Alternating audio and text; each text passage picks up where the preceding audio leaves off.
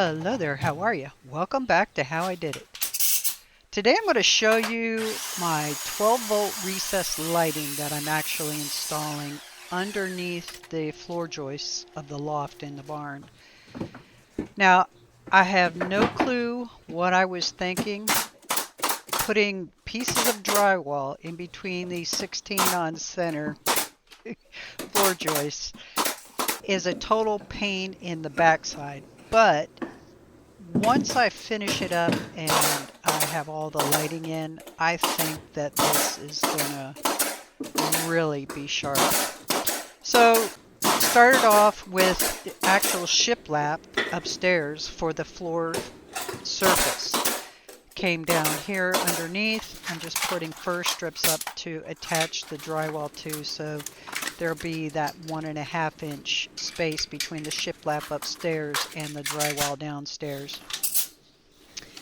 Simple fir strips with the brad nailer to hold them in place, and then once I get them all attached, then I can actually cut and hang the drywall. Now, as you'll see behind me here on the closest on the screen, I already have some of the drywall started and some of these lights put in. These are the little 12 volt lights. They're simply a 1/2 inch thick light. They are absolutely the neatest little things. Found them on eBay for pennies on the dollar. It's all relative. I have no clue what they are today.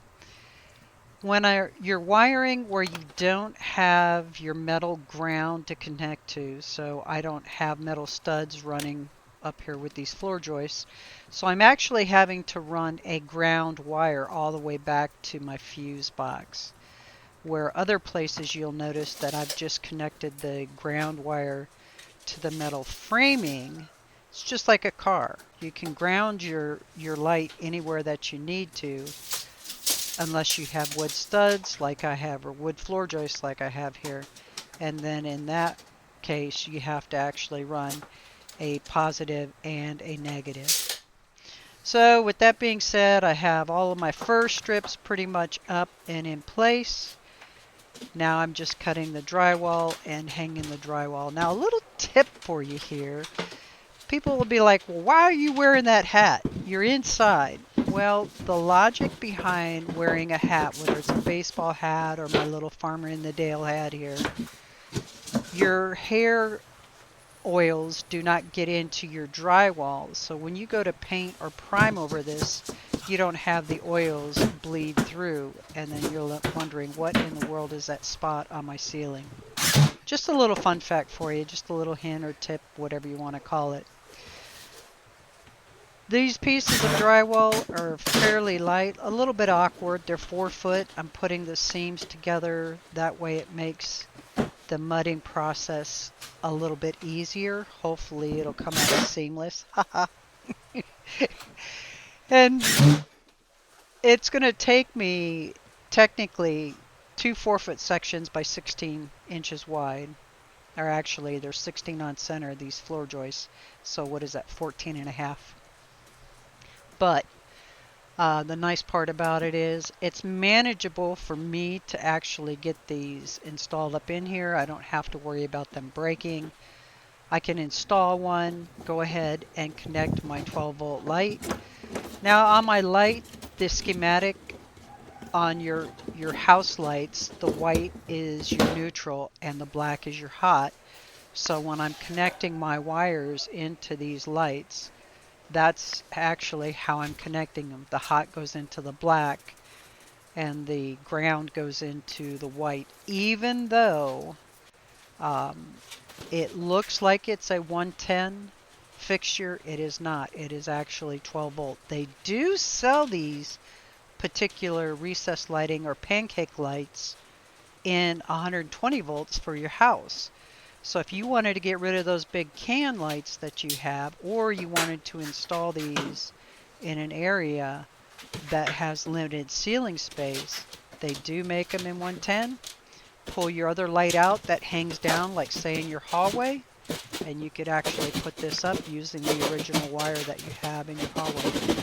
Just make sure again that you get the 110 volt ones rather than the 12 volt ones. Now I did create a little template for the circle. I've tried cutting these out with the razor knife. I cut these out with the hand saw. Hand saw makes a little bit more of a mess, so you end up having to go back over it with the razor knife to trim it up. But it still comes out really nice, and these things just are little spring-loaded wings, and it pops right in place. There's a front, there's the back, and now you can just pop it right up in there, put a couple of screws to hold it, and then you'll see how easy it is in just a moment to pull that light out. Now I have not wired that light yet. I'm holding off, but you'll see where I pull the wires down, get them divided evenly, and then go ahead and tie a knot in the wire. That way I make sure I leave myself enough wire later on when I go back and I get these all wired together.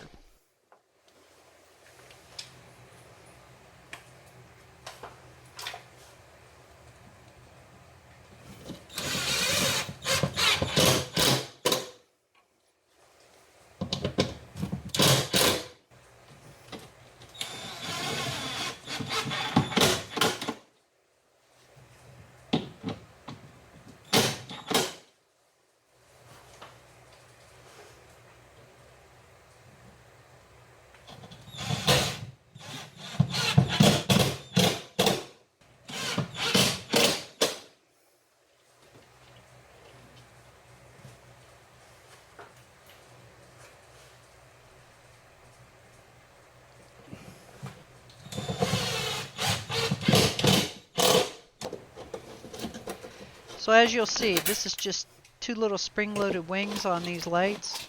I'm pulling the excess wire that I have out, relocating my knot. That way, once again, I'll ensure that I have enough wire later on to come back and wire this light in.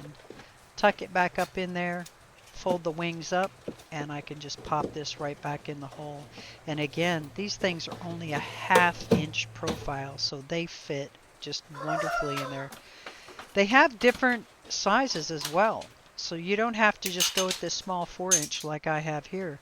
You want a 7-inch, recessed light. eBay, I can't say enough about them, and they were, like I said, they were inexpensive, but it's all relative. I've had these purchased now for probably a couple of years, knowing that I was going to do this. And then this is just my dead end. I still have to run my wires to the left because this area where I'm standing, I'm thinking about putting a bar area in right there. Just kind of like having a countertop come all the way around and then a couple of stools over there, rather than actually have a sit-in dining room table or anything like that. And I'm just tacking this last piece of drywall up in here. Now the other thing that I'm doing, what I'm going to do, is mark this particular piece, this last piece of drywall, where it's going to have a hole cut for another one of these recessed lights. Again, the logic behind it is I'm not installing the light right now. I have to pull this piece of drywall back out. So just kind of to save a little bit of time and effort on this video, I opted to just get my little template out, mark it on there, and then call it good enough for today. Alrighty then. I want to thank you all for stopping by. Have an absolutely wonderful and blessed week, and I will see you next time. Take care.